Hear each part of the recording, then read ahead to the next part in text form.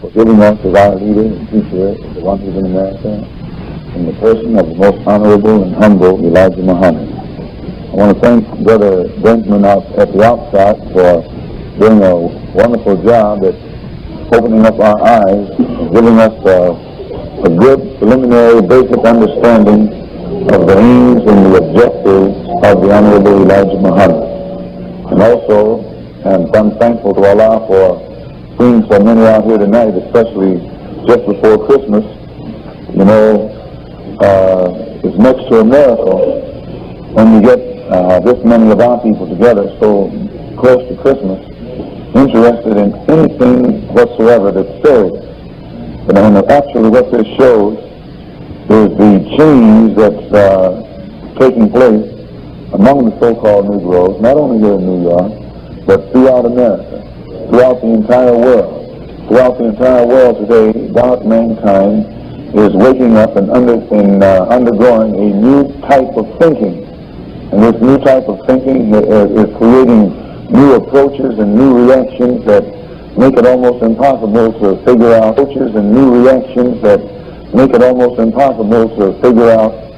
what the black man is going to do next. And by black man, we mean, as we're taught by the Honorable Elijah Muhammad, we mean that this includes those who are not white.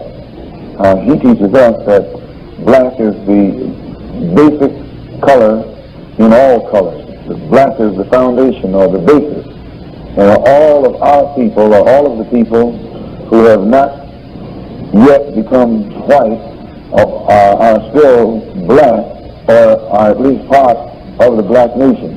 So here at Muhammad's Mosque, when you hear us use the term black, we mean everybody who is here. Despite your complexion, if you're here at the mosque, you're black.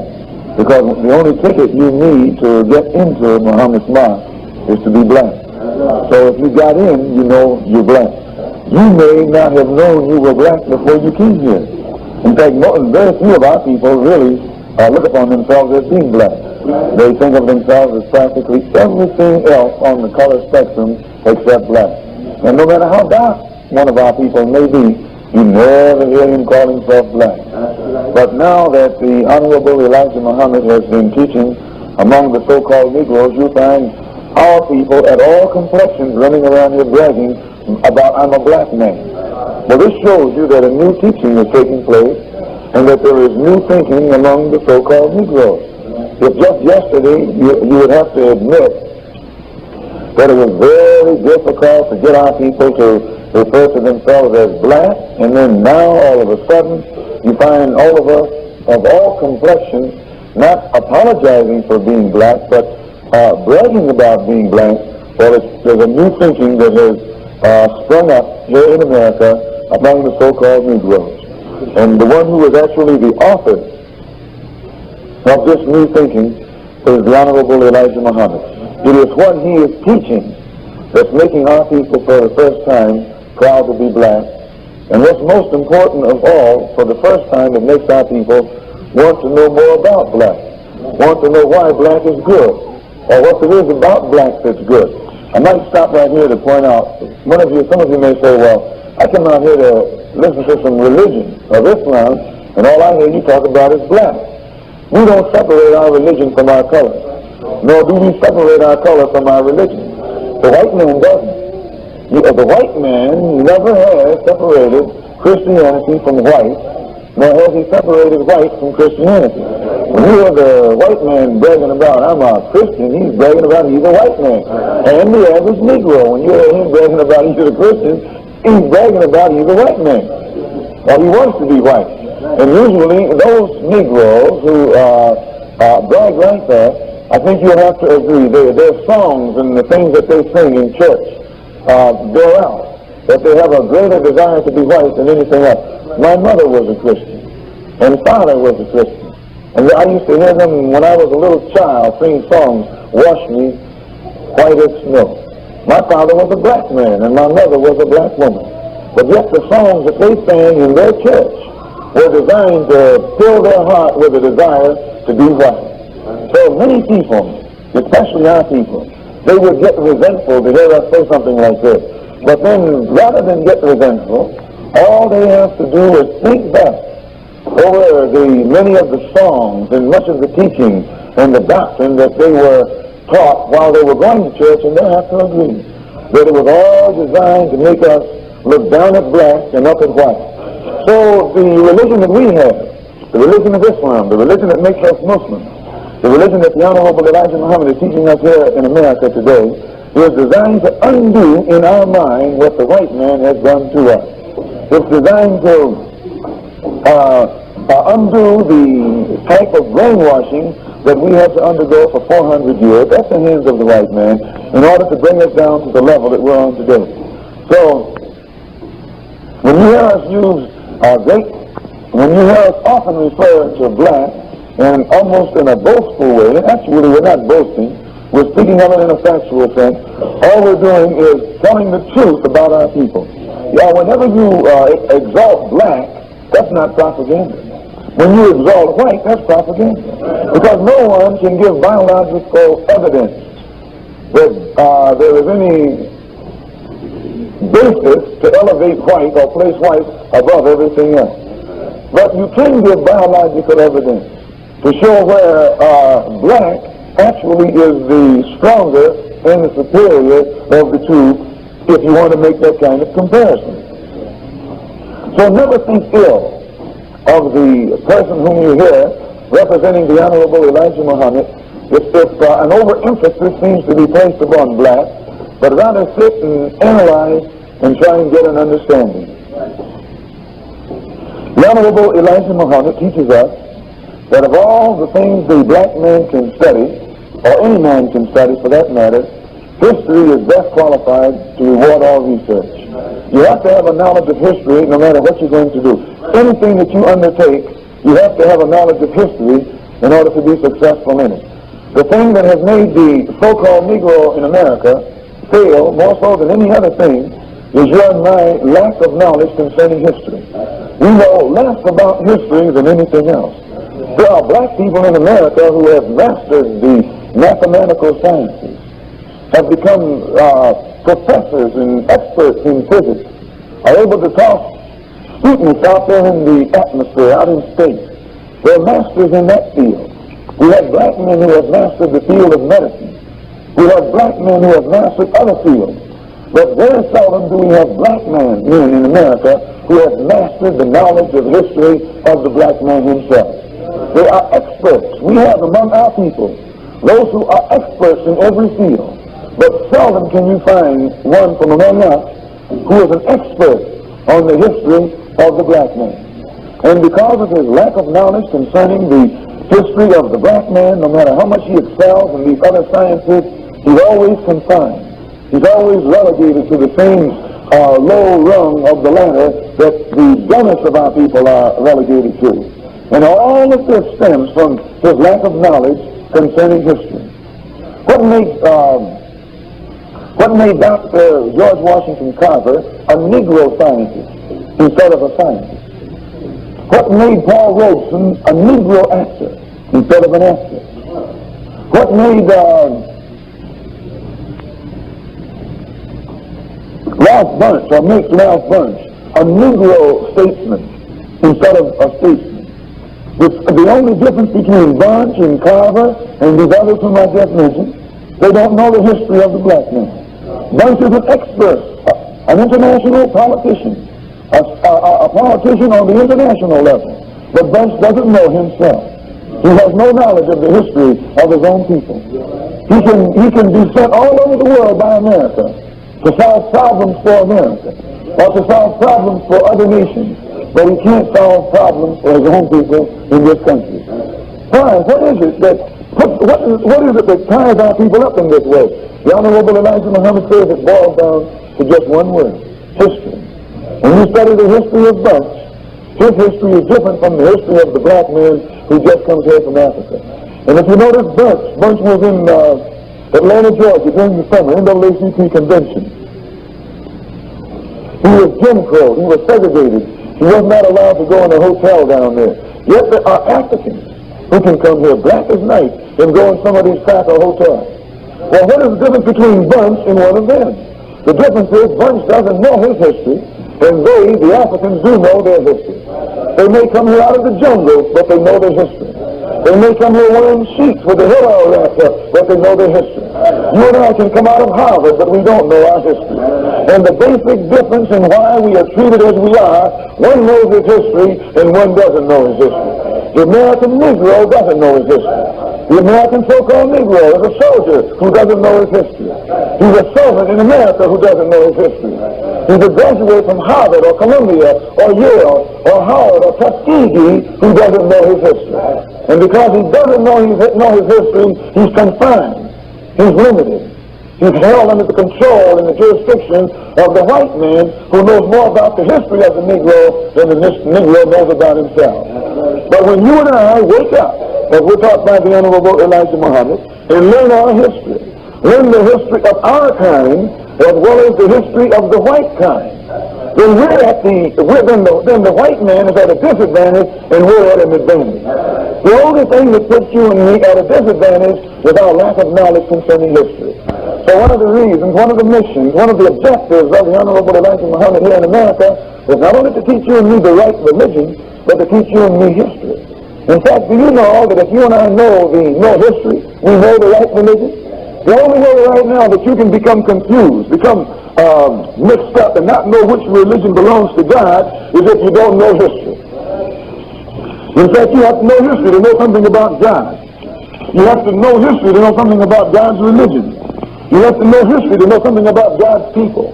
You have to know history to know something about God's plans and God's purposes. And as I say, the only people who don't know history are the American so-called Negroes. If you know history, for an example, whenever you look at this religion right here, the only way you can explain it is to have a knowledge of history. Why is it called Christianity? It is called Christianity, they say, because it was named after a man called Christ, who was born 2,000 years ago. Now, you know, brothers and sisters, God is an old God. And the world is an old world. It's been here a long time. I think all of you will agree that the universe has been here longer than 2,000 years. And you'll also agree that the universe was made by God himself. That God created the universe. God created the people who are on this earth. God wouldn't create a universe. God wouldn't put a sun up in the sky and make 9 planets rotate around it, all of them inhabited. You and I inhabiting the planet Earth upon which we live. God wouldn't have done all of this and not given people a religion. God put his religion here at the creation of the universe. God's religion is as old as the universe. In fact, God's religion is older than the universe. Now then, since you agree to this, and you'll also agree that Christ was born 2,000 years ago, which means Christianity is only 2,000 years old, this couldn't have been God's religion. If your knowledge of history shows you that God couldn't call his religion Christianity, because Christianity is only 2,000 years old.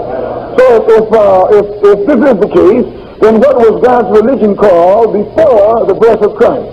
Can you see the importance of history?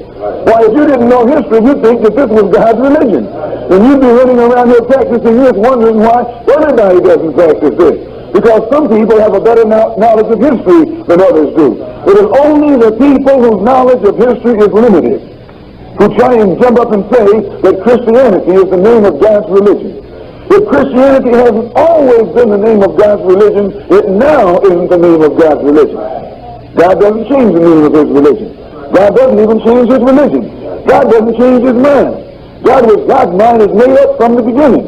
He doesn't have to change his mind, because he knows all there is to know all the way down the wheel of time. He never has to change his mind. His mind is made up. His knowledge is complete. It's all encompassing. Do you understand? So, once you can see, and I think you can, that it's almost impossible for God to call this his religion. What did God call his religion? Christians are the ones who call God's religion Christianity, but God was here before Christians came on the scene. They tell you that the Christians had their beginning back there with the Romans. One of the Roman emperors who supposedly accepted the teachings of some of Jesus' disciples and then named what the disciples taught Christianity. But Jesus didn't even call it Christianity. This wasn't named this until 200 or 300 years after Jesus was dead. Right or wrong. Any history book will tell this. Any Bible will tell this. Any religion, any theologian should have a knowledge of this. And the only Negroes who will contend with this are those who don't know history. And most Negroes don't know history. And most Negroes will contend with it. But when you tell it to the white man, he shuts his mouth. Because he knows that this is true. So then those who have studied a little deeper, they'll say, well, before God called it, before it was called Christianity, it was called Judaism. Isn't this what they say? Named after a man called Judah. This right here doesn't follow logic.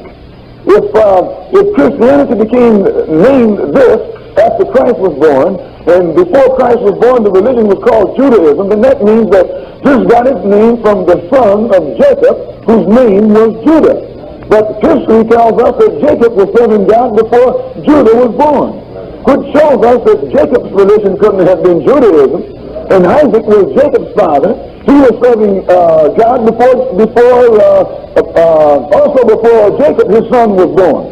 Isaac was Judah's grandfather, and Abraham was Judah's great-grandfather, meaning Abraham was on the scene long before Judah came on the scene. Now, you couldn't call Abraham's religion Judaism, because there was no such thing as Judaism in Abraham's day.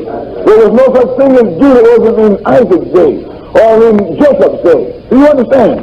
So what was God's religion before they called it Judaism? And this is something that the white man has never taught you and me. The white man is afraid to let you and me know what God's religion was called in Abraham's day, because Abraham was supposed to have been known as the father of all of them. He was supposed to be the progenitor of all of them. He's supposed to be one of God's first servants. One of the first to submit to God is supposed to be Abraham. Now, if you can see this, then find out what was Abraham's religion. And the Honorable Elijah Muhammad teaches us Abraham's religion was the religion of Islam. Islam only means complete submission to God, complete obedience to God. Abraham obeyed God. Abraham obeyed God so much so that when God told Abraham to take his son and sacrifice him, stick a dagger in his heart. Is that what he told him?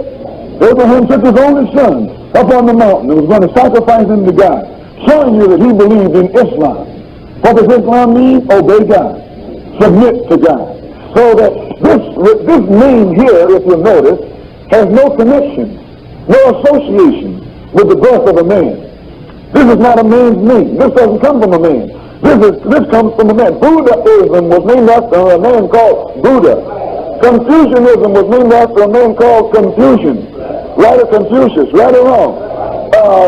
Likewise with Judaism and Christianity. But Islam is not connected with any man.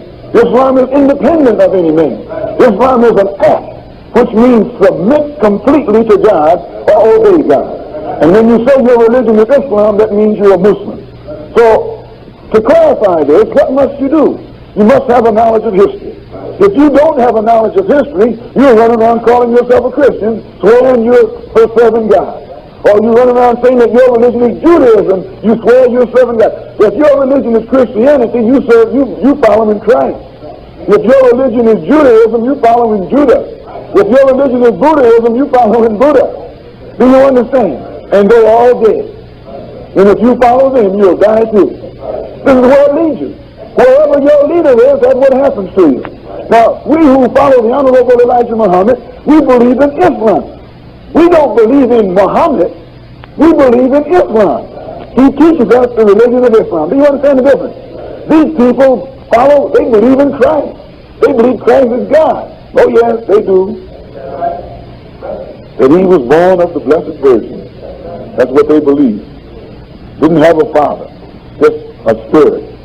And then came into the world and was crucified and went up into space. They believe that. But they believe that because they don't know history. But you'll find the people, if you notice, the Jews have a greater knowledge of history than the Christians do. Do they not? The Christian history only goes back 2,000 years. The history of the Jews go back beyond 4,000 years. Can you see this? And the Muslim history goes back. There's no limit to the Muslim history. If you notice, the Christians can only go back to what they call the Greek Empire. Usually they go back to that's what they call the Occidental, the beginning of the Occident, the Greek Empire, Roman Empire, and so forth. The Jews have a knowledge of history that goes back into Egypt and Babylon. You notice how they all go back farther than the other. But now the Muslim history goes back. It has no limit. There are no chains on how far you can go back when you're a Muslim. The Christian and the Jew combined go back to whom? To Adam. And they stop right there. And they say beyond him there was nothing happening. Well, this is because they don't know.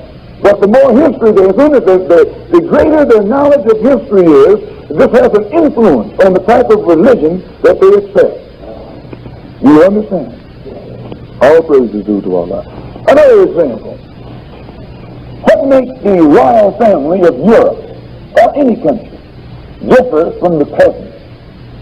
Royalty knows its ancestry. Royalty knows its history. This is what makes them royal. You can't have a king who can't trace his history on back into his forefathers. The only way he can be king is to be born a king. But if you take away his history and he doesn't know who his forefathers are, what does he become? A peasant, a common ordinary man. Same with the Jews and the Christians. It's because the Jews have the longest record of history that they can call themselves the chosen people. The Christians can't call themselves the chosen people because their history is not long enough. They can't go back to the time when the choice was being made. But the Hebrews, the so-called Jews, they can go back so far they can lay claim to that which actually is not theirs. But the reason they can claim it because nobody else that they're dealing with can go back far enough to dispute it. But the Muslims. Do you understand? So the Honorable Elijah Muhammad's mission is to teach the so-called Negroes a knowledge of history, the history of self, of ourselves, our own kind, and by giving us a knowledge of this history concerning our own kind, show us how we fit into prophecy, how we fit into the prophecies of the Bible, biblical prophecy.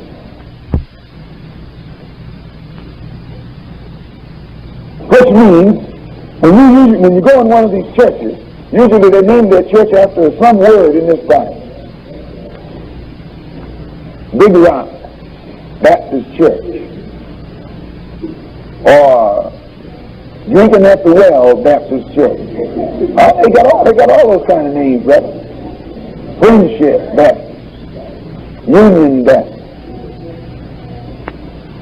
Israel Baptist, Jacob's Ladder Baptist. Isn't that how they name them? They find some kind of old funny word in this Bible to name the whole religion after. The whole doctrine is based on a verse in the Bible. He rose Baptist Church. The Honorable Elijah Muhammad bases what he teaches not on a verse, but upon the entire book. From beginning to end, he says that he can open up the book and prove that what he's teaching is true, and prove that the Bible agrees with him, and then use the Bible to prove that what they're teaching in the church is wrong. You know, that's saying something. For instance, he says that in Genesis, the 15th chapter and the 13th verse, to give you an example, he points out where it says, and the Honorable Elijah Muhammad was mentioning this verse tonight on the radio. He said, "And God said unto Abraham, Know for a surety that thy seed shall be a stranger in a land that is not theirs, and shall serve them, and they shall afflict them 400 years. And also that nation whom they shall serve will I judge, and afterward they shall come out with great substance." Now the Honorable Elijah Muhammad says that explains his teaching right there. Because he teaches that the so-called Negroes are the ones that the Bible is talking about, who have spent 400 years as strangers in a land that isn't theirs. And you can't deny that we're strangers here. I don't think any of y'all will deny that we're strangers here. We're not in a country where we're made to feel at home. We'll put it that way. There's hardly any Negro in his right mind can say he feels at home in America. He has to admit that he's made to feel like a stranger. Right or wrong?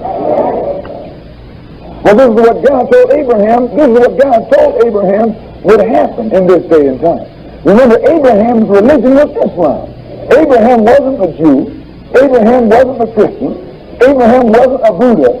Abraham was a Muslim. Which means he obeyed God. God told him, your people are going into bondage. We're going to become slaves. We're going to be afflicted. will be strangers far from home for 400 years. The Honorable Elijah Muhammad said, you and I are the seed of Abraham. We're the descendant of Abraham. Now the preacher in the church, he tells you that the Jew is the seed of Abraham. One of them is right and one of them is wrong. Either Mr. Muhammad is right and the preacher is wrong, or the preacher is right and Mr. Muhammad is wrong. This is what we are putting on the line today. Who is the seed of Abraham? Is it this blue-eyed, blonde-haired, pale-skinned Jew, or is it the so-called Negro? You. Who is it? And what makes it so pitiful, many of our people would rather believe that the Jew is God's chosen people than to believe that they are God's chosen people. They would rather believe that God is going to save the Jew than to believe that God is going to save them. They would rather believe that the Jew is better than anybody else than to believe that they themselves are better than anybody else. This is a Negro. Wouldn't nobody else think like this but a Negro? Nobody else would put everybody in would rather believe that the Jew is better than anybody else than to believe that they themselves are better than anybody else. This is a Negro. Wouldn't nobody else think like this but a Negro? Nobody else would put everybody else on top of him but the Negro. No one else would place himself below everyone else but the Negro. I mean the American Negro. So look what God said. That the people would be strangers. The Jews aren't strangers. The Jews know their history. The Jews know their culture. The Jews know their language. They know everything there is to know about themselves. They know how to rob you. They know how to be your landlord. They know how to be your grocer. They know how to be your lawyer. They know how to join the NAACP and become the president. Right or wrong. They know how to control everything you got. You can't say they're lost, but the poor so-called Negro, he hasn't control over anything. He doesn't control the NAACP. He can't control the urban league. He can't control court. He can't control his church. He can't control his own school. He can't control his own businesses and his own community. He can't even control his own mind. He's lost and lost control of himself and gone astray. So he fits the picture here that the Bible says concerning our people in the last day. Know for a surety that thy seed shall be strangers in a land that is not theirs, and shall serve them. And you have served the white man. He hasn't served you and me. Why, the Jew hasn't served anybody here. You are the one that served. And they shall afflict them 400 years. And also that nation whom they shall serve will I judge. And afterwards they shall come out with great substance. Oftentimes when you say this to the so-called Negroes, they'll come up and tell you that this is the Jew. But if you notice when Jesus was talking to the Jew way back here in John, he told them that if they shall know the truth and it'll make them free. The Jew popped up and says, how are you going to say we shall be made free? We have never been in bondage to anyone. You know what the Jews told Jesus? Well, now look here. If the Jews told Jesus 2,000 years after Moses supposedly led the Hebrews out of bondage, that they had never been in bondage. Now you know the Jews had Moses' history. They knew who Moses was. How could they stand up and tell Jesus they had never been in bondage? Because they had never been in bondage. Not these things that you call Jews. They weren't in Egypt. Those weren't the people that Moses led out of Egypt. And the Jew knows this. But the Bible is written in such a tricky way, when you read it, you think that Moses led the Jews out of bondage. But if you get a Jew in a good, solid conversation today, and you know how to talk to him, he has to admit to you that it wasn't out of Egypt land that Moses brought them. It wasn't out of bondage that Moses brought them. It was out of somewhere else. And where Moses really brought them is their secret. But thanks to Almighty God, the Honorable Elijah Muhammad knows their secret. He told it to us, and we don't trust it.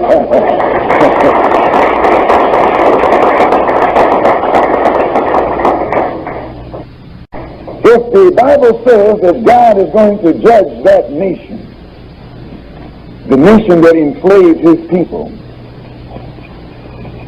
how will he keep from destroying his own people? Same Bible is the book of history. And in the 18th chapter of Deuteronomy, God told Moses, and in the 18th verse, God told Moses, I will raise them up a prophet. Talking about you and me. I'll raise them up a prophet just like thee. A prophet like Moses, whose mission it will be to do for you and me the same thing Moses did back then. It would be a prophet like Moses. And back when you get down into Malachi, he lets it be known that just before he comes to judge that nation, the name of the prophet or messenger whom he would send among the people, his name would be Elijah. Because before the coming of that great and dreadful day, I'll send you Elijah. And Elijah's job will be to turn the hearts of the children to the fathers and the hearts of the fathers to the children. What do you mean turn the hearts of the children to the fathers? The so-called Negroes are childlike people. You're like children. No matter how old you get, or how bold you get, or how wise you get, or how rich you get, or how educated you get, the white man still calls you what? Boy. Why, you're a child in his eyesight. And you are a child. Anytime you have to let another man set up a factory for you, and you can't set up a factory for yourself, you're a child. Anytime another man can open up businesses and you don't know how to go into businesses for yourself and your people, you're a child. Anytime another man sets up schools and you don't know how to set up your own schools, you're a child.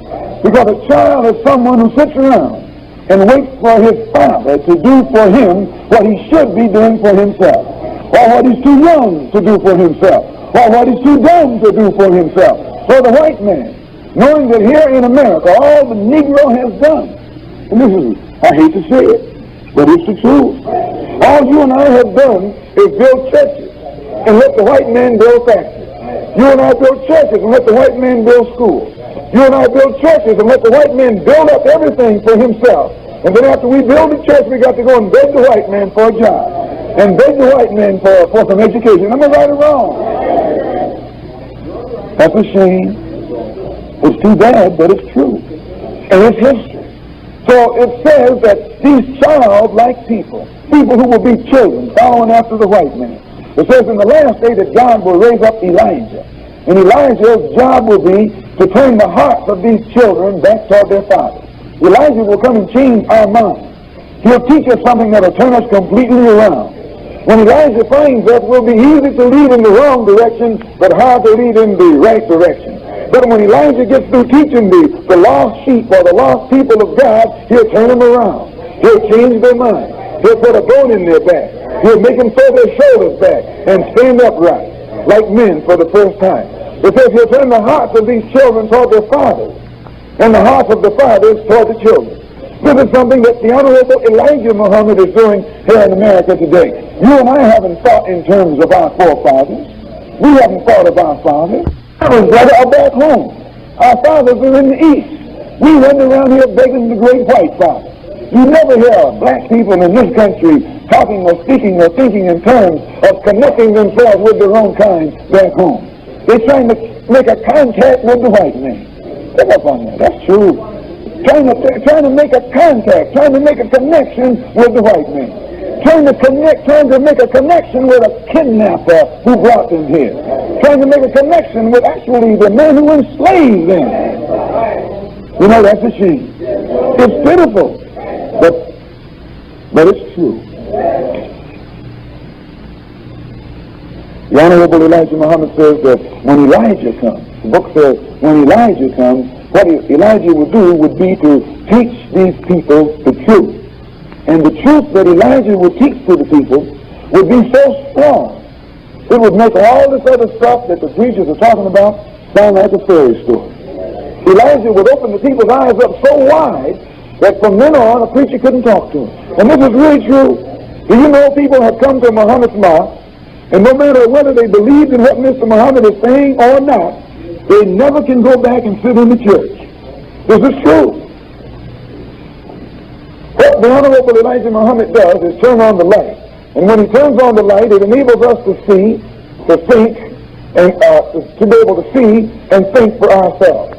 He shows us where the white man, what he has taught us concerning history has actually been a distortion. He's never given you and me true facts about history, neither about himself nor about our people. You know, I read a book one day called The 4 Cities of Troy. You can go to the library, some library, and check it out. What was this based on? Show you what a liar the white man is. When I say liar, you have white people who are scientists, and they keep truth in their own circle. And they never let they never let the masses know anything about this truth that they keep in the circle. They got something else that they invent and put out for the masses to believe. But they then something else that they invent and put out for the masses to believe. But they themselves keep knowledge in a circle. So, in this particular book, it pointed out that some archaeologists were delving in the ruins of the ancient city of Troy. And it's the practice of archaeologists, to dig. So in digging down into the ruins of Troy, they dug deeper than they intended to. And they ran into the ruins of another city that had been there so much longer ahead of this city of Troy that it had gone down beneath the sands of time. And they had built this city of Troy on top of it, and when these archaeologists were delving in the ruins of the ancient city, they learned that there was one that was there more ancient than that. So they started frantically digging down in that one and dug below it into another one. And before they got through digging, they had dug down and they had discovered that civilization in that area had been there so far back into history that at different times in history, the civilization had been destroyed, had become completely covered up with sand and dirt, until another people came along and didn't even know it was there, and built another civilization on top of that. This happened 4 different times to give you somewhat of an idea of what the white man knows concerning the length of time man has been on this earth. And still that white man will jump up in your face and try and make you believe that first man was made 6,000 years ago, named Adam. And a lot of Negroes running around here talking about Adam. That's God caught him. God took some dust and breathed on it and told Adam, come forth, and there he was. Now, that's a shame. It's all right when you were a little baby to believe that God made a little doll out of the sand or mud and breathed on it, and that was the first man. But when you were a child, it's all right to believe like that. But here in 1962, with all this information floating around in everybody's ears, you can get it free. Why, you should open up your mind and your head and your heart and realize that you have been led by lies. And today that it's time to listen to nothing but naked, undiluted truth. And when you know the truth, as Jesus says, truth will make you free. Abraham Lincoln won't make you free. Truth will make you free. When you know the truth, you're free. Also, you have your archaeologists, anthropologists, other forms of historians who agree, pretty well agree, that they don't know how long man has been on earth, but they do know that he has been on earth longer than 6,000 years, and they know that man was not made just 6,000 years ago. They know this now, but a long time ago they didn't know it. There was a time when man had less ribs than a woman. People believe that because they said that God made Eve from one of Adam's ribs. So Adam had a rib missing. And they actually ran around here believing that man had one less rib. And they were shook up when they really got into the science of anatomy and discovered that man, all his ribs were there. They began to wonder then what happened there in the Bible. That's a shame, brother. How long has man been here? In the Bible, in the first chapter of Genesis, and in the 26th verse, after God had made everything else, it says here, and God said, let us make man. Let me write what God said here on the board. Look what God said, brother. I don't think you've ever looked at this. And it says, and God said, let us make man. The key word here is what? Yes. What does us mean? More than one. Who is God talking to? If God was all by himself and no one was there but him, Who was he talking to when he said, let us make man? Who was here with God that was about to help him make this man? When God was getting ready to make the sun, he didn't say, let us make some sun. He said, let there be light. And here the sun, a ball of fire, 2,679,785 miles in circumference, 853,000 miles in diameter, 14,172 degrees hot, and God can say, let there be, and that big ball of fire pop up in the universe with no help. Now you know something is wrong. It should be harder to make that than a man. A huge ball of fire, 2,679,785 miles in circumference, 14,172 degrees hot. That's a whole lot of heat. And God said, let there be, and let there jumped up into the universe. He didn't ask for no help. He said, let there be this and let there be that. He had so much power that everything he wanted came into existence. As soon as he said be, there it was. But when he got to the man, something happened. He said, let us make man. Someone else was there then, wasn't there? That's something to think about. We'll let you think about it for a minute. The white man's world is a newer world than the black man's world.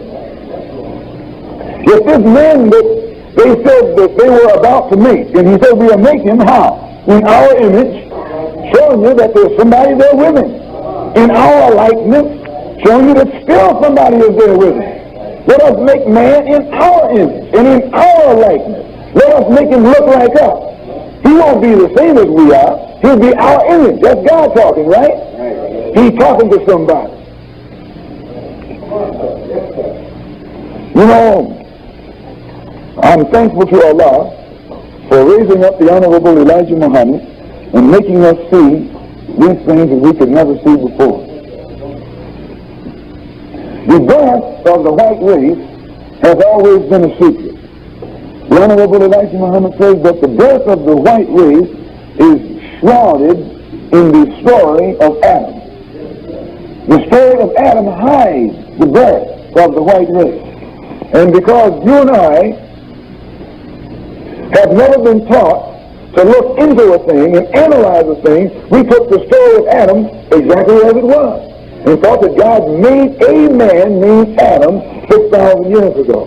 But today, the Honorable Elijah Muhammad teaches us that that man, Adam, was a white man.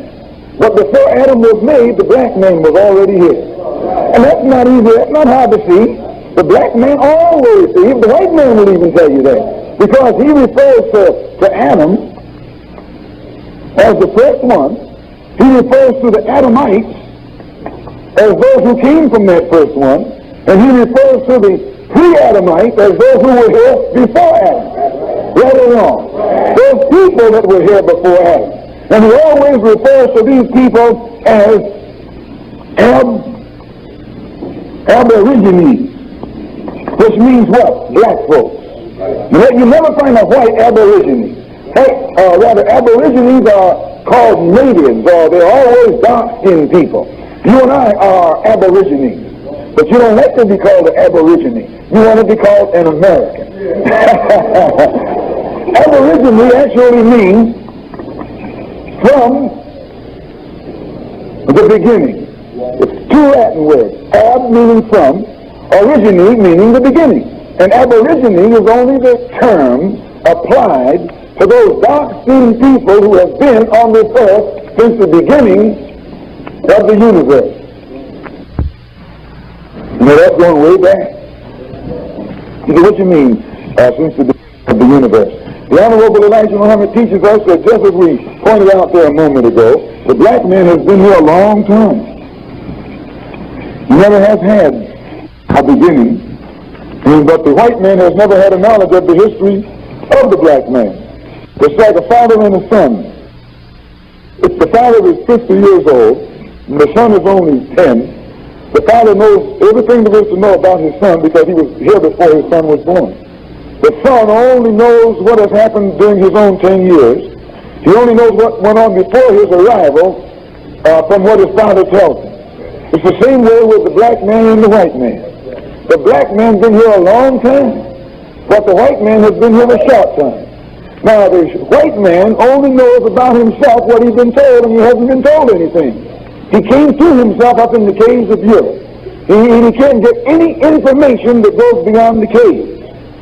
And since you and I fell into his trap and was made deaf, dumb, and blind by him, now we don't have access to any information that the white man doesn't know about. So we think that the beginning of the white man meant the beginning of everything. Us too. We're not aware that we were here before he was made. Can you understand that?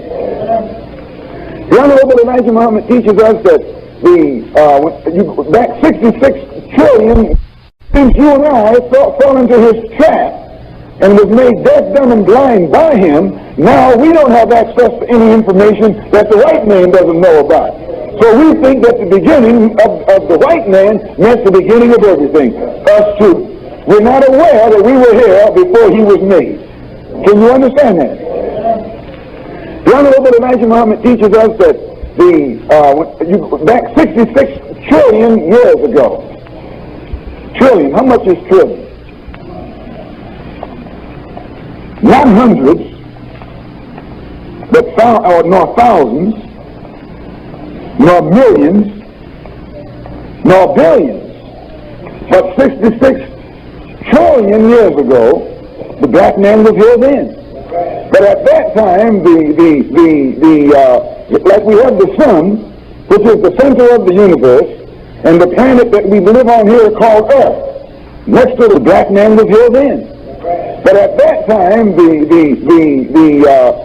we have the sun, which is the center of the universe, and the planet that we live on here called Earth, next to the 36 million miles from the sun is a planet called Mercury, and 67,200,000 miles from the sun, another planet called Venus, and 93 million miles from the sun is the planet here that you and I live on called Earth. 141,500,000 miles out here is a planet called Mars, and 483 million miles from the sun is a planet called Jupiter, and 886 million miles from the sun is a planet called Saturn, and on down the road a piece are a couple more planets. So right here, this planet that this planet that you and I live on called Earth, that rotates around the sun. The Honorable Elijah Muhammad teaches us that 66 trillion years ago, our people were living on this planet. The black man was living on this planet. But in those days, it was larger than it is now. And the planet Mars that was off here beyond us had an effect upon our planet then in the same manner that the moon affects us today. At that time, there was no moon up there. Where was the moon? The moon was down here. The moon was part of this planet. The moon and this planet were one planet. And the black man was living here then. He was a scientist. He was a wise black man. Black men have always been wise. Black men have always been the wisest being in the universe. And among these beings, black beings, there is one who is supreme.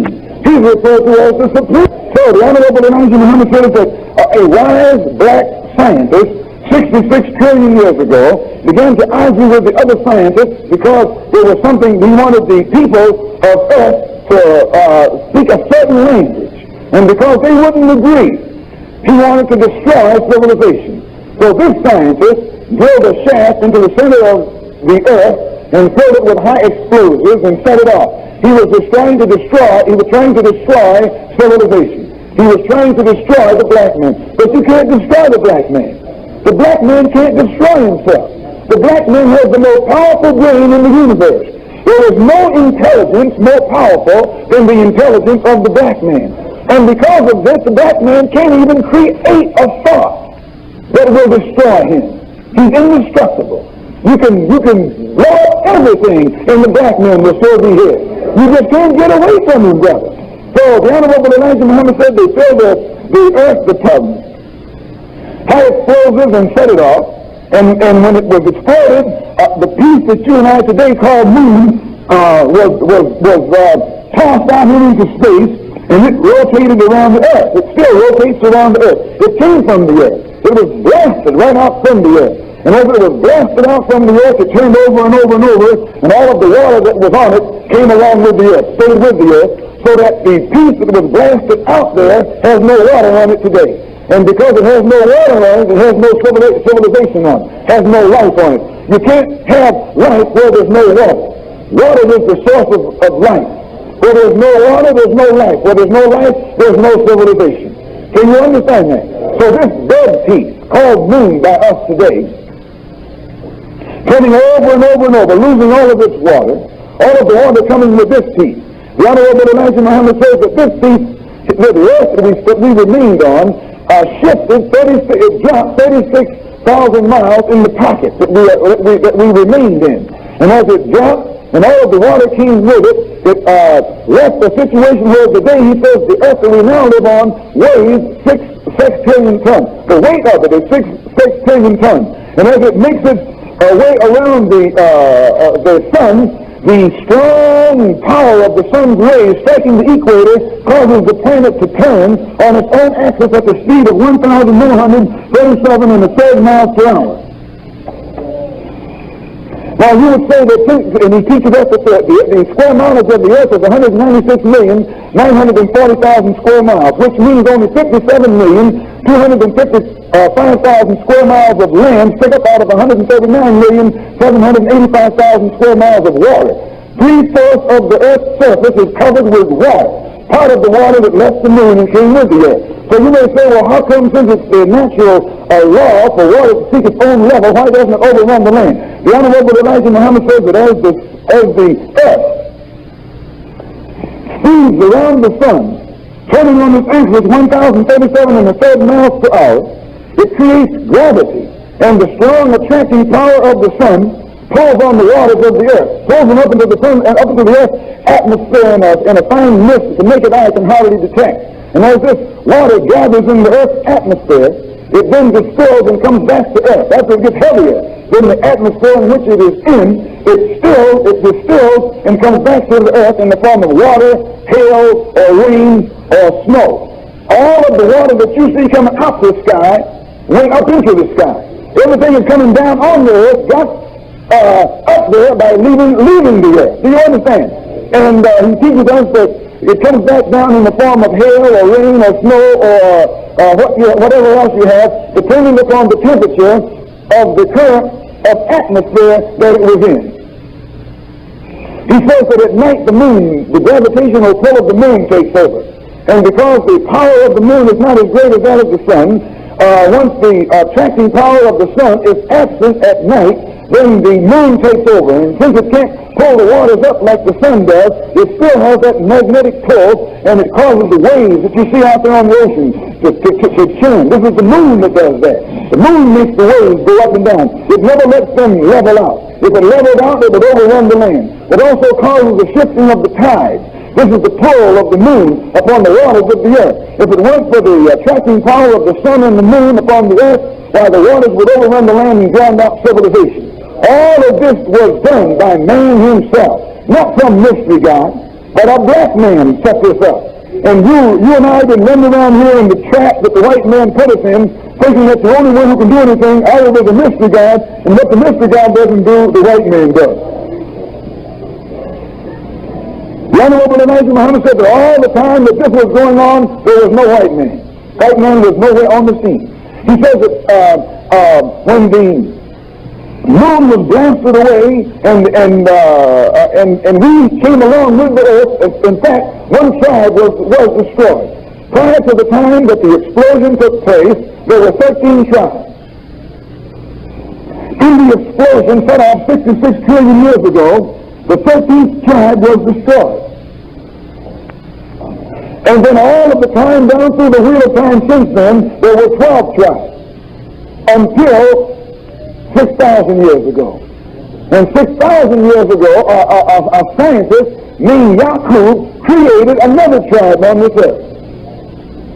Understand? Prior to the time the explosion took place, there were 13 tribes.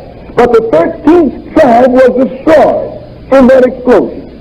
And from then until now, just 6,000 years ago, another tribe came on the scene. It was made, different from all of the 12 tribes that were here when it arrived. A new tribe, a weak tribe, a wicked tribe, a devilish tribe, a diabolical tribe, a tribe that is devilish by nature. So that before they got on the scene, the Honorable Elijah Muhammad, when we came to the earth, the oldest city on earth is the holy city of Mecca in Arabia. Mecca is the oldest city on earth. Mecca is the city that is forbidden. No one can go there but the black man. No one can go there but the Muslim. No one can go there but the believer. No one can go there but the righteous. And at Mecca are kept the records of history that go on back into the beginning of time. He says that 50,000 years ago, another scientist named Shabazz became angry with the scientists of his day. He wanted to bring about a tougher people. He wanted the people to undergo a form of life that would make them tough and hard. And the other scientists wouldn't agree with him. So this scientist named Shabazz took his family and wandered down into the jungles of Africa. Prior to that time, no one lived in the jungle. Our people were soft. They were black, but they were soft and delicate. Fine. They had straight hair. Right here on this earth. You find some of them look like that right today. They are black as night, but their hair is like silk. And originally all our people had that kind of hair. But this scientist took his family down into the jungles of Africa. And there, living in the open, and living a jungle life, eating all kinds of food, it had an effect on the appearance of our people. Actually, living in the rough sun, in the rough climate, our hair became stiff, like it is now. We undertook new features that we have now. The Honorable Elijah Muhammad says that the only hair that the black man has today that looks now like it looked prior to 50,000 years ago is your and my eyebrows. Right here, you know, all Negroes got straight, don't care how nappy their head is, they got straight eyebrows. Some of them, when you see a nappy eyebrow Negro, you got somebody. But all of this took place back in history, and everything the Honorable Elijah Muhammad teaches is based on history. Now then, where does the white man come in? The Honorable Elijah Muhammad says that the wise black man, who was a master of science, he never wrote his history like it's written today of the past, but the wise black man in that day wrote his history in the future. The Honorable Elijah Muhammad says that the circumference of the earth is 24,896 miles, approximately 25,000 miles. So he says the wise black man in the East writes history a year to every mile. He writes history to last for 25,000 years, not in the past, but in the future. He says that on this earth there are wise black men who can tune in and tell what's going to happen in the future just as clear. They can see ahead just as clear as they can see in the past.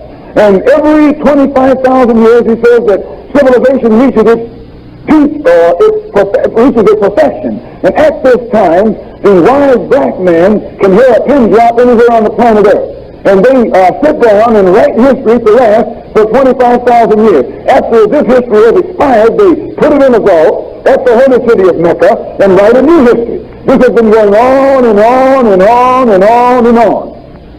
So he says in the year one of the cycle in which we now live, the king, he says in the East there are 24 wise men. They're spoken of in the Bible as 24 elders, or 24 prophets, or 24. So Muhammad says that when these 23 men are called together by this one, which makes 24. When these 23 presided over by the 24th are spoken of in the book of Revelation, where John said he had a vision in heaven where there was a throne.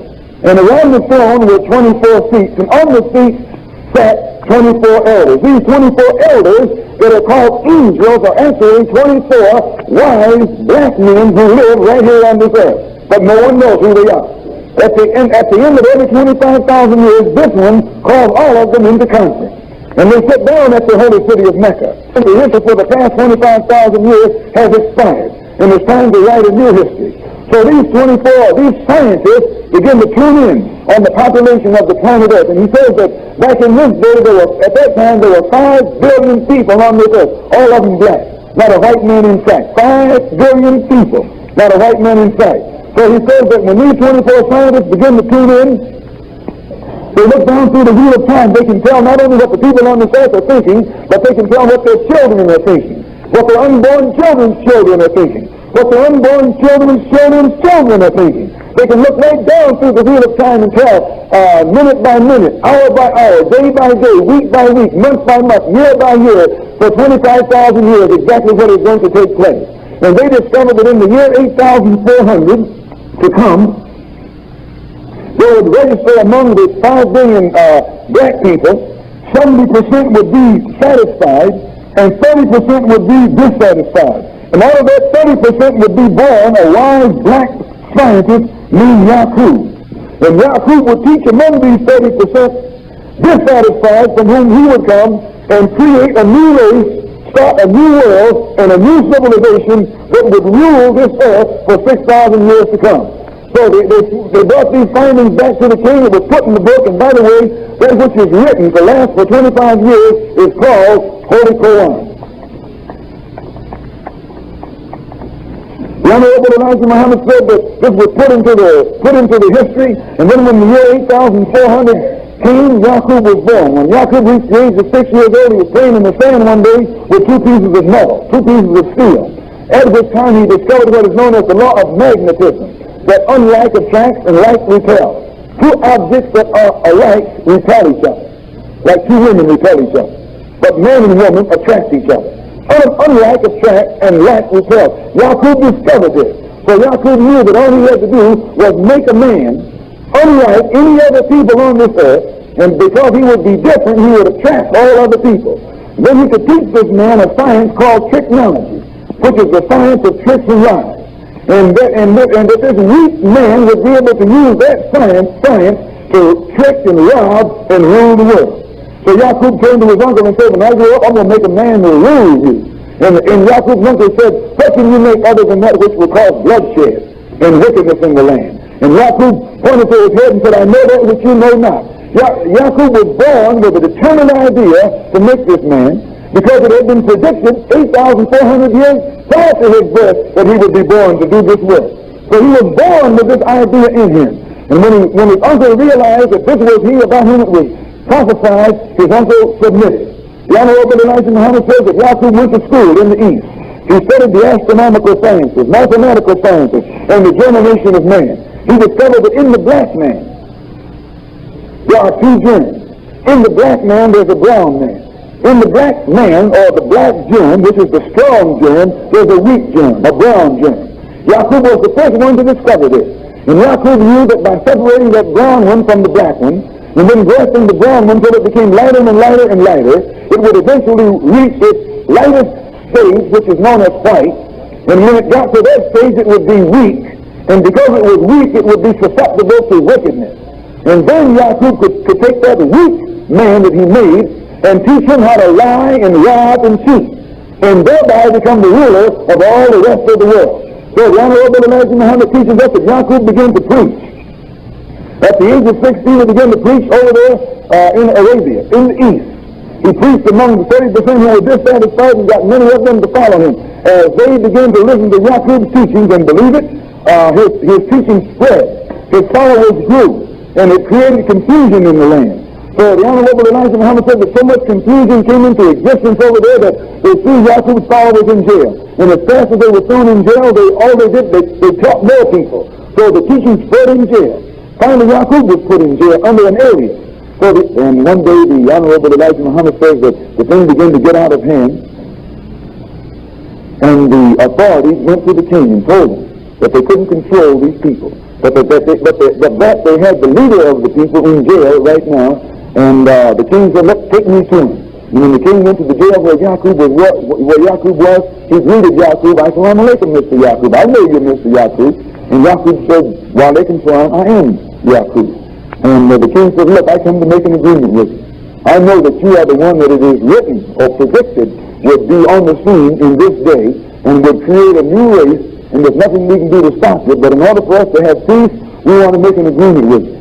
In order to stop the confusion, and for there to be some peace in the land, we want you to agree to take all who will follow you and exile yourself out on an island in the Aegean Sea. Yaqub told them, I'll go, but you've got to give me everything that I will need to bring into existence a new civilization. You've got to give me everything I need, that which will last me. You got to supply me with everything I need for the next 20 years. And the Honorable Elijah Muhammad says that the king agreed with Yaqub to supply him. The government of that day agreed to supply Yaqub and his followers with everything that they need for 20 years. And he says that you get this in the Bible where it says Jacob wrestled with the angel. Jacob was Yaqub. And the angel that Jacob wrestled with wasn't God. It was the government of that day. Angel only means a power, or somebody with power. When a man has wings, or when a man has his wings clipped, you say that he lost his power, lost his position. So wings only mean a position of power and prestige.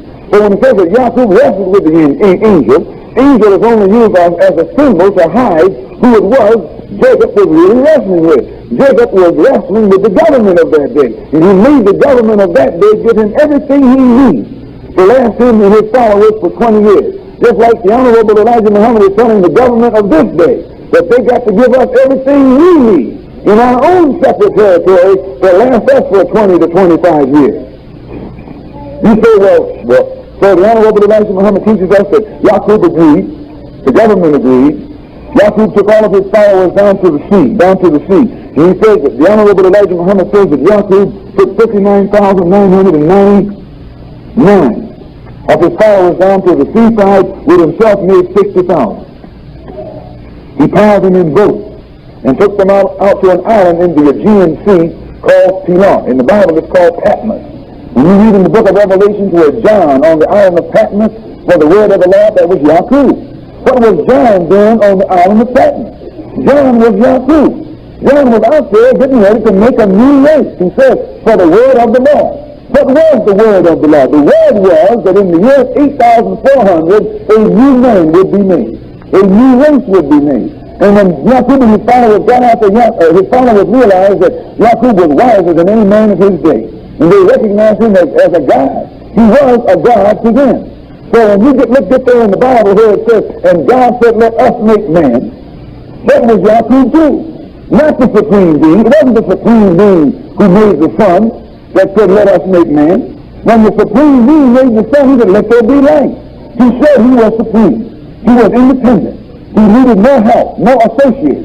But when it came to making a man, that God said, let us make man. He didn't speak with independence because there were two different gods. God, the supreme being, made the light. His word is being. That's how he makes things. But Yaqub, who was a lesser God, he said to 59,999 of his followers, let us make man. Let us make a man in our image and in our likeness. We're going to make a white man. Yaqub, this was Yaqub talking. Make him in our image and in our likeness, and give him dominion over the fowl of the air and the fish of the sea and the creatures of the land. This is, and we call him Adam. It's only a name for the white man. The white man has taken mastery over the air. His airplanes rule the sky. His submarines and ships rule the sea. His armies rule the land. This was the man that was made 6,000 years ago, and the purpose for making him was so he could rule the world for 6,000 years. That's the white man. Honorable Elijah Muhammad says that first thing Yaqub did, he got his ministers, doctors, nurses, and cremators together. He gave them the law because he had to set up a birth control law. He told the doctors, whenever two black ones come to you to get married, stick a needle in their vein, take some blood, and go back and come and tell them that their blood doesn't match so that they can't get married. So he also said when a black one and a brown comes, let them get married. Or two brown ones come, let them get married. And then he told the nurse 9 months after they're married, when you go to deliver their child, if it's a black child, put a needle in his brain and feed it to a wild animal, let it be destroyed. Let that if it's a brown child, take that child to their mother and tell her that this is going to be a great man when he grows up, because he's lighter than the others. But to tell her that the child that you destroyed was an angel baby, and that it went up to heaven to prepare a place for her when she died. Same old line that they tell you today. Little baby died, they say it went to heaven. A baby died, goes to the same place a man goes when he died, right down into the ground. Is that right or wrong? So the Honorable Elijah Muhammad has told us that Yaqub Blankfeet had set up his birth control law. Within 200 years, they had killed off all the black babies on the island. Everything black on the island had been destroyed. And then Yaqub only lived to 150 years old, but he left laws and rules and regulations behind for his followers to go by. And after they had destroyed all of the black on the island of Pilon, then they began to work on the ground. They saved the yellow and destroyed the brown. Because see, in the black there's brown. In the ground there's yellow. Can you see how it goes?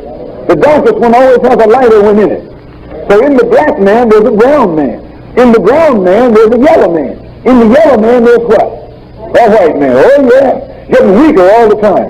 So it took 200 years to destroy the black. And then they worked on the brown for 200 years, and in 200 years all the brown was destroyed, and all they had on the island of Pilon was a yellow or mulatto-looking civilization. And then they went to work on it and began to destroy it out, so that by the time after 600 years of destruction on the island of Pilon, they had grafted away the black, grafted away the brown, grafted away the yellow, and all they had left was a pale-skinned, blue-eyed, blonde-haired thing that you call a man, but actually the Bible calls him the devil. That's the devil that the Bible is talking about. Oh, Lucifer, Satan, or the serpent. Because the lighter they got, the weaker they got. As they began to get lighter and lighter, they grew weaker and weaker. Their blood became weaker. Their bones became weaker. Their mind became weaker. Their morals became weaker. They became a wicked race. By nature, wicked. Why by nature? The book says, concerning the devil, he says, he was conceived in iniquity and born in sin. What does it mean? That it took, when Yaqub, when the nurse, at the outside, the nurses had to kill the little black baby. But after a while, it got so that the mother, through having been brainwashed, hated that black one so much, she killed it herself. Killed it herself. And saved the white one. And right on down. For 600 years, in order for the white one to come into existence, the darker one was always murdered. This went right into the nature of the child that was being born. The mother wanted a light baby when the child was being conceived. This went right into the baby. The mother hated black when the child was being conceived. This went right into the baby. So that at the end of 600 years of planting the seed of iniquity right into the brain, right into the mind, right into the heart, right into the nature of these people, by the time they got the white man, they had something that by nature hated everything that was darker than what he was. Why, they had to murder off the black in order to get to the brown. They had to murder off the brown in order to get to the yellow. They had to murder off the black, brown, and yellow in order to get to the white. And right to this very day, the white man by nature wants to murder black, brown, red, and yellow. You don't have to teach him to kill a black man. He does it for sport. He does it for kicks. He does it for his nature to do it. Do you understand that? So in 600 years, now they got a devil on the scene. A blue-eyed devil. A blonde-haired, oh yeah.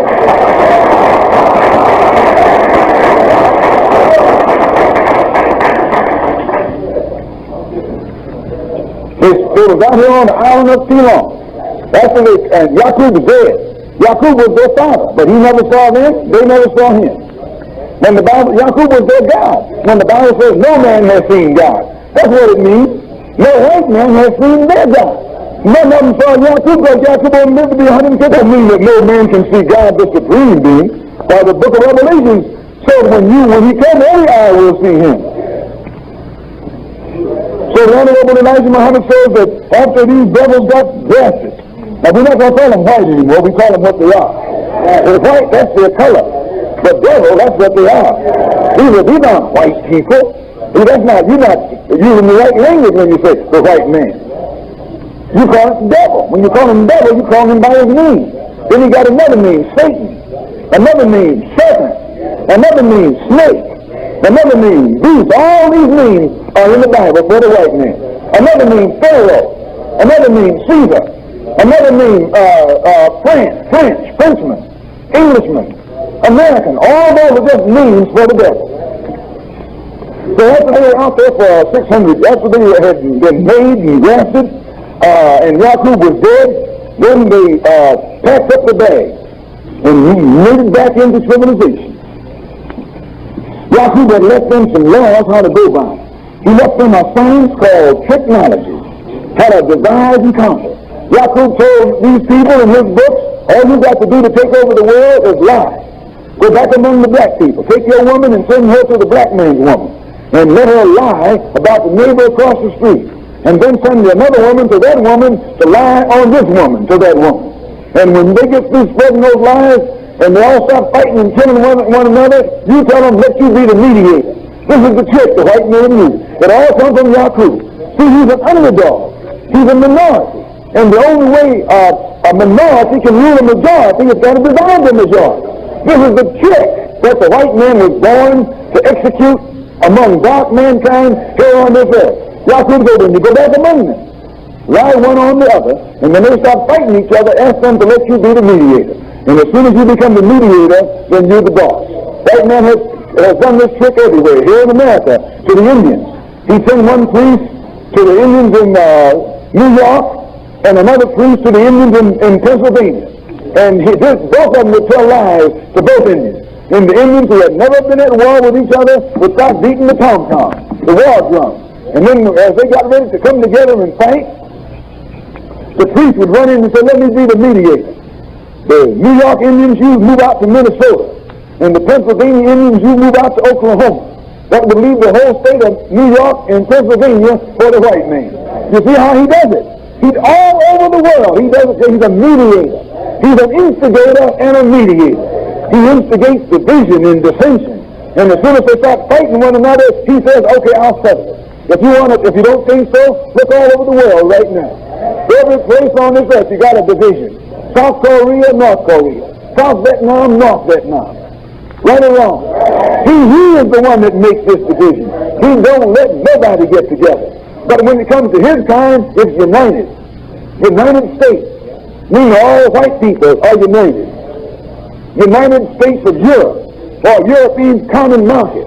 They want to get together. But when you start talking about a United States of Asia or United States of Africa, well, he said, oh, no, too many different languages.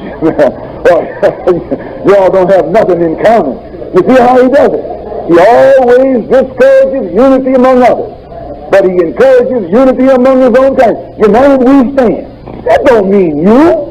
Yeah, Negroes jump up and say, yeah, united we stand. That don't mean you.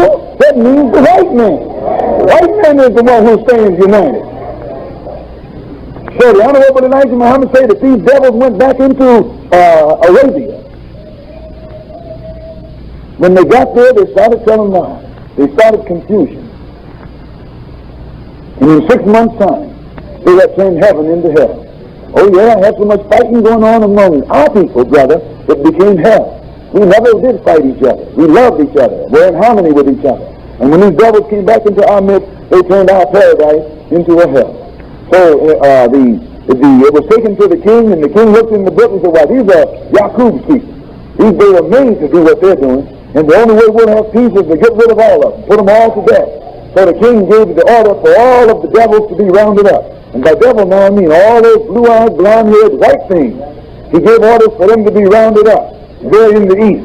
And they were rounded up. They were rounded up and taken down to the edge of the Arabian desert. They were stripped naked, stripped of everything except their language. The Honorable Elijah Muhammad says that we put a lambskin apron around their waist to hide their nakedness. We put them in chains and marched them across the hot sands of the Arabian desert. This is what the black man did to the white man devil. This is what the gods did to the devil. Actually, if you think that I don't know what I'm talking about, those of you who are Masons, those of you who have gone into the Masons, you go through this and don't understand. When you go in, they put a lambskin apron around your waist. They put you in what's called the cable's hole, right or wrong. And then they make you jump up and down on an electric mat. Make you take off your shoes and make you put the juice in the mat and make you jump up and down. Why? What are they getting at? That's all a sign of what happened to the white man 6,000 years ago. If this don't, But you're supposed to be walking the hot sands when you jump up and down. Right or wrong? We've all been in some of that stuff. So they tell you that that's crossing the hot sand. And you go up to old Negro Mason and ask him, when you cross the hot sands, were you walking or riding? He tell you, I was walking. He's a fool. Because he was riding. He was riding horseback. He was riding on a camel. It was the white man that was in chains. It was the white man that had the apron around him. It was the white man that was walking the hot sand. We walked him at high noon. We wouldn't even let him walk at night. We stopped at night. And you know how hot the sands are, the sun and the sand is in Arabia. We expected the white man to die when we were running him out of the east. But that fool lives, brother.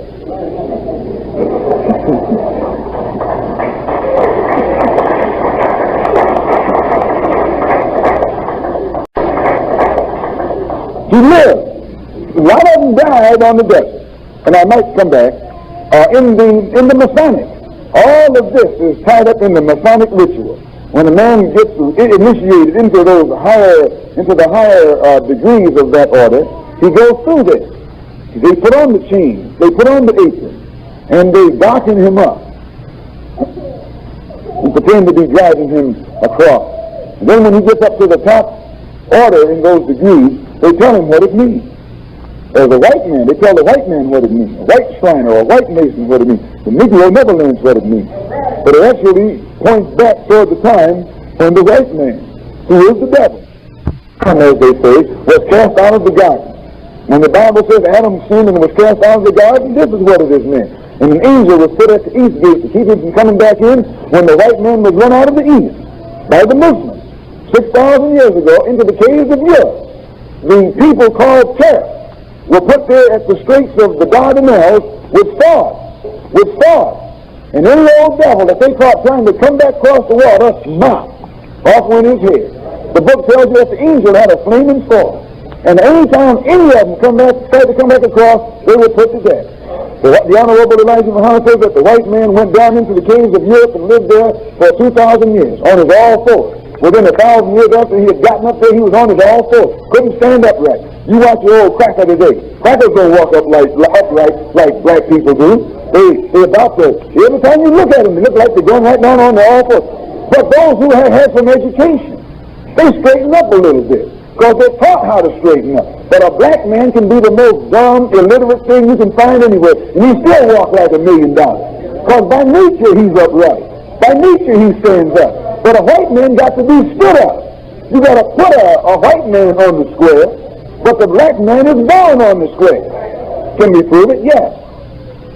Notice in the East, dark people carry things on the head, don't they? Just throw it up there and walk with it. Show you they have perfect poise, perfect balance. This comes natural to them. You and I lost our poise. We can't even wear a hat on your head hardly today. The Honorable Elijah Muhammad says that within 1,000 years after the white people were up in the caves, they were on their all fours, and they were living outdoors where it's cold. This is cold over there as it is outside right now. They didn't have clothes. So by being out there in the cold, their hair got longer and longer. Hair grew out all over their body.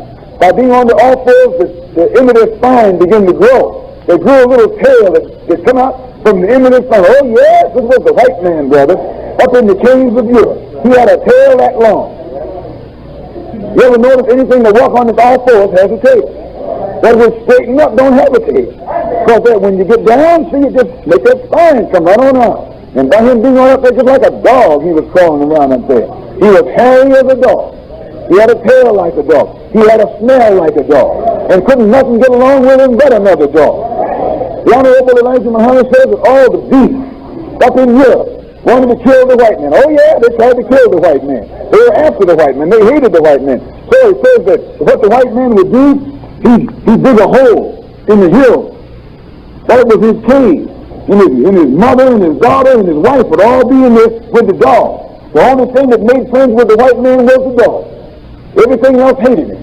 He'd sit outside the cave at night in a tree with rocks in his hand. And if any beast come up to try and get in the cave at his family, he'd throw rocks at them. Or he'd have a club that he'd swing down and try and drive them away with.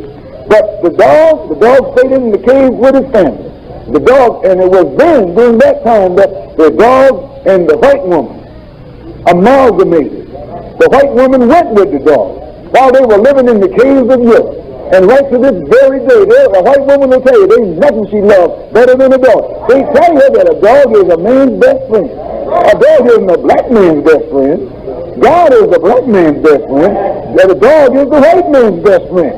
They lived in that cave with those dogs. And right now, they got that dog smell. They got their dog lovers. Dog can get inside a white man's house and eat at his table. Look out of his plate. They'll kiss a dog right on the nose and think nothing up. You're not a dog kisser. You don't see no black people kissing the rubbing noses with a dog. But little white children will hug dogs and kiss dogs and eat with dogs. Am I right or wrong? No, been inside the kitchen, cooking their food and making their bed. You know how they live in there. The dog will live right inside the white man's house better than you can. You try and break your way in there, they put a rope around your neck. But the dog has got free run of the whole house. He's the white man's best friend. The Honorable Elijah Muhammad said that they lived up there like that for 2,000 years. And at the end of 2,000 years that the scientists in the East, realizing that it was originally predicted that the white race would rule for 6,000 years and that they had already lost 2,000 years in the caves of Europe, they sent a prophet up there from Mecca and to teach the white race, this race of devils, how to become civilized again and get up on become upright and come back and rule like they had originally been made to. The name of that prophet was Moses. And this is why you have so many of what they call the secret books of Moses. Moses never went down into Egypt. Moses went into the caves of Europe and civilized the white man. It was Moses who went into Egypt and went into Europe, into the caves, and what we call raised the devil from a dead level to a perpendicular and placed him on the square. Moses taught the white man how to cook his food. Moses taught the white man how to build a house for himself. He taught the white man also some of the technology that Yahoo had originally meant for them.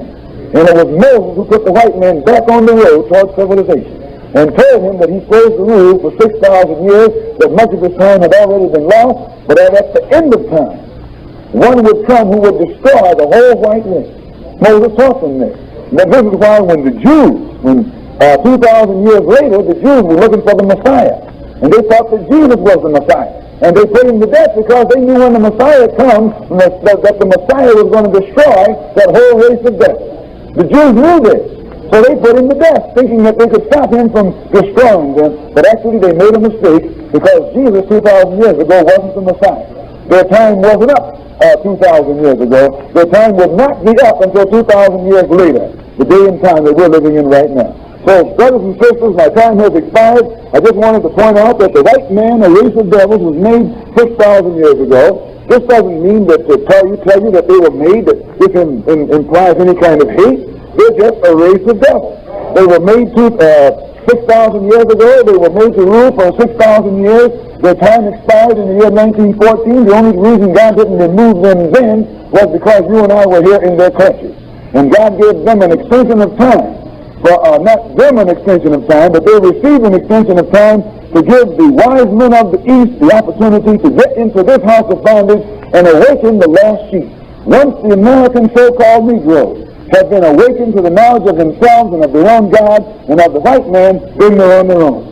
It's up to you and me then whether we want to integrate into this wicked race or leave them and separate and go to our own. And if we integrate, we'll be destroyed along with them. If we separate, then we have a chance for salvation. So on that note, in the name of Allah's Messenger, the Honorable Elijah Muhammad, I bring my talk to a close. Salaam alaikum.